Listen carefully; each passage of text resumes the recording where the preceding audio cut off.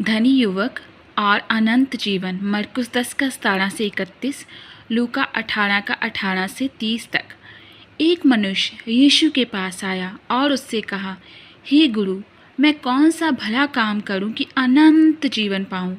उसने उससे कहा, तू मुझसे भलाई के विषय में क्यों पूछता है? भला तो एक ही है, पर यदि तू जीवन में प्रवेश करना चाहता है तो आज्ञाओं को माना कर। उसने उससे कहा, कौन सी आज्ञाएं? यीशु ने कहा, ये कि हत्या ना करना, व्यभिचार ना करना, चोरी ना करना, झूठी गवाही ना देना, अपने पिता अपनी माता का आदर करना, अपने पड़ोसी से अपने समान प्रेम रखना। उस जवान ने उससे कहा, इन सबको तो मैंने माना है, अब मुझ में किस बात की खटी है? यीशु ने उससे कहा, यदि तू सिद्ध होना चाहता है तो जा, अपना माल बेचकर कंगालों को दे, तुझे स्वर्ग में धन मिलेगा, और आकर मेरे पीछे हो ले।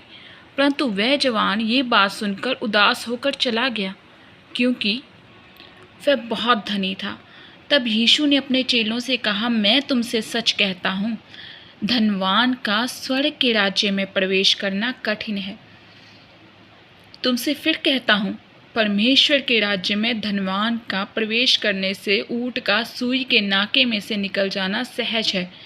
ये सुनकर चेलों ने बहुत चकित होकर कहा, फिर किसका उद्धार हो सकता है? यीशु ने उनकी ओर देखकर कहा, मनुष्यों से तो ये नहीं हो सकता, परंतु परमेश्वर से सब कुछ हो सकता है। इस पर पतरस ने उससे कहा, देख, हम तो सब कुछ छोड़कर तेरे पीछे हो लिए हैं, तो हमें क्या मिलेगा? यीशु ने उनसे कहा, मैं तुमसे सच कहता हूँ, नई सृष्टि में जब मनुष्य का पुत्र अपनी महिमा के सिंहासन पर बैठेगा, तो तुम भी हो जो मेरे पीछे हो लियो। 12 सिंहासनों पर बैठकर इज़राइल के 12 गोत्रों का न्याय करोगे। जिस किसी ने घरों, भाइयों, बहनों या माता या पिता या बाल बच्चों या खेतों को मेरे नाम के लिए छोड़ दिया, उसको 100 गुना मिलेगा। वह अनंत जीवन का अधिकारी होगा। परंतु बहुत से हैं जो पहले हैं पिछले होंगे, जो पिछले हैं पहले होंगे। आमीन।